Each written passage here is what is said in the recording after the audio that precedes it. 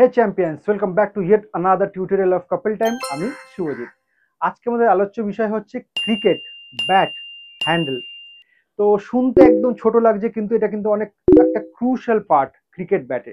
ঠিক আছে, কারণ ব্যাটের হ্যান্ডেল যদি প্রপার না হয়, ঠিকঠাক না হয়, তাহলে ব্লেড ভালো হয়েও কিন্তু কোনো লাভ নেই, ঠিক মতো প্রপার শট খেলা যাবে না। সবার প্রথম যে কোশ্চেনটা মাথায় আসে সেটা হচ্ছে ব্লেড আর হ্যান্ডেল দুটো আলাদা নাকি একটা ইউনিবডি পুরো একটা। ঠিক আছে, ইউনিবডি মানে হচ্ছে ক্রিকেট ব্যাট যেটা রয়েছে সেটা একদম সিঙ্গেল পিস। ঠিক আছে, সেটাকে ইউনিবডি বলে। তো যারা তোমরা ভাবছো যে ইউনিবডি, সেটা কিন্তু একদমই না। ঠিক আছে, দুটো ডিফারেন্ট কিন্তু। ঠিক আছে, একটা হচ্ছে হ্যান্ডেল আর একটা হচ্ছে ব্লেড। এই হ্যান্ডেলটা ব্লেডের মধ্যে স্প্লাইস করা থাকে। ঠিক আছে, কেন ইউনিবডি না সেটা আমাদের প্রথমে বুঝতে হবে। ঠিক আছে, ইউনিবডি যদি হতো, মানে যদি একটা সিঙ্গেল কাঠের পিস যদি ক্রিকেট ব্যাট হিসেবে আমরা ইউজ করতাম, তাহলে কি হতো, যখন আমরা বল করছি, বলটা ফেস করছে ক্রিকেট ব্যাটটা, ধরো এইটা যদি ক্রিকেট ব্যাট হয় আর এই বলটা যখন ফেস করছে, ঠিক আছে, একটা বলের তো ফোর্স রয়েছে না, সেটা যখনই ইম্প্যাক্ট করবে ক্রিকেট ব্যাটে, একটা টুইস্টিং ফোর্স একটা কাজ করবে। ঠিক আছে, তো খুব স্বাভাবিক সেটা একটা জার্ক একটা হবে, কিন্তু হ্যান্ডেলে একটা জার্ক তুমি ফিল করতে পারবে, বা ব্যাটার দিয়ে আছে সে ফিল করতে পারবে, সে অ্যাবজর্বটা নিতে পারবে না। ঠিক আছে, অ্যাবজর্ব করতে পারবে না সেই শকটা।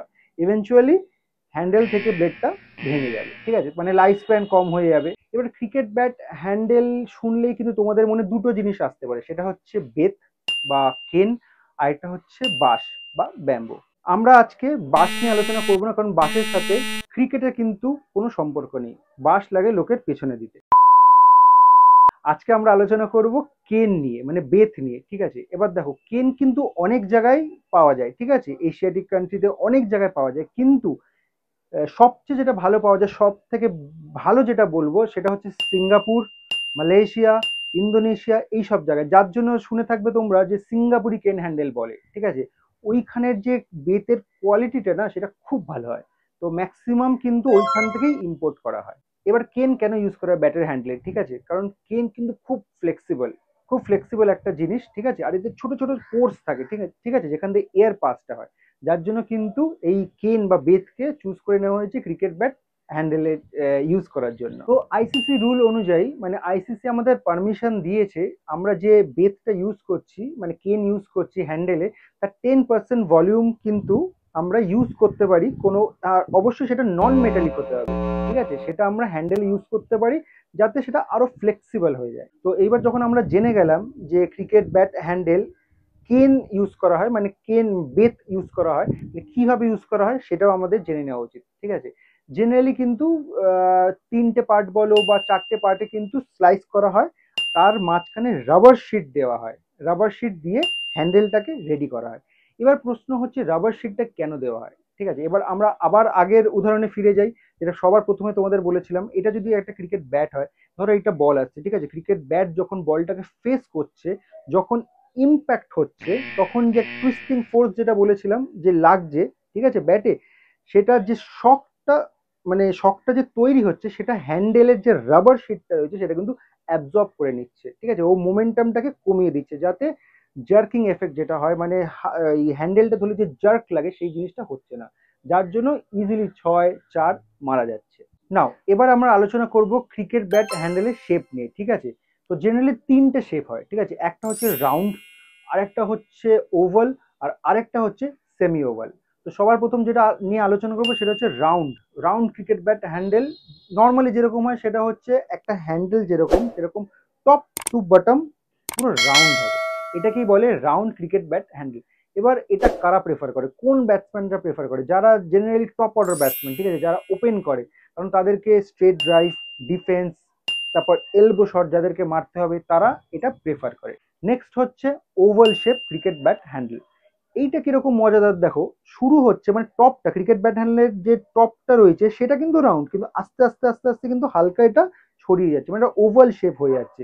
ইভেনচুয়ালি মানে জয়েন্টের জায়গাটা একটু বেশি স্পেস থাকছে ধরার জন্য, মানে বটম অফ দ্য হ্যান্ডেল। ঠিক আছে, ওখানে অনেকটা স্পেস থাকছে যাতে ব্যাটসম্যানটা ভালো করে গ্রিপ করতে পারে। এবার প্রশ্ন হচ্ছে, এটা কারা প্রেফার করে, কোন ব্যাটসম্যানরা প্রেফার করে? এটা প্রেফার করে মিডল অর্ডার ব্যাটসম্যান, যারা পিঞ্চ হিটার, যারা লফটেড শট খেলে, কারণ ব্যাটের ওই গোড়ার জায়গাটা ভালো করে ধরতে হবে, যাতে ভালো করে লফটেড শটটা খেলতে পারে। নাম্বার 3 হচ্ছে সেমি ওভাল। এটা নিয়ে সেরকম কিছু এক্সাক্ট বলার কিছু নেই, এটা তোমার মিড মডারেট একটা, ঠিক আছে, মানে এক্স্যাক্টলি রাউন্ডও না, এক্স্যাক্টলি আবার সেমি সরি এক্স্যাক্টলি আবার ওভালও না, ঠিক আছে, এটা আহ, মাঝারি আর কি, মডারেট। এটা তোমার টপ অর্ডার ব্যাটসম্যানরাও প্রেফার করে, আবার মিডল অর্ডারের ব্যাটসম্যানরাও প্রেফার করে। তো আমরা আলোচনার লাস্ট পয়েন্টে এসে দাঁড়িয়েছি, সেটা হচ্ছে what are the types of cricket bat handle, ঠিক আছে।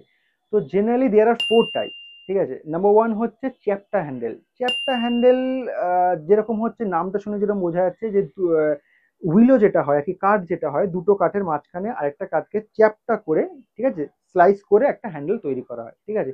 এটা কিন্তু ডিউরাবিলিটি খুব একটা ভালো হয় না, ফ্লেক্সিবিলিটি তো একদমই হয় না, ঠিক আছে। আর কস্ট হিসাবে যদি বলো তো কস্ট খুবই কম হয়, ঠিক আছে। এটা কোথায় ইউজ হয়, কোন ব্যাটে ইউজ হয় সেটা বলে দিচ্ছি।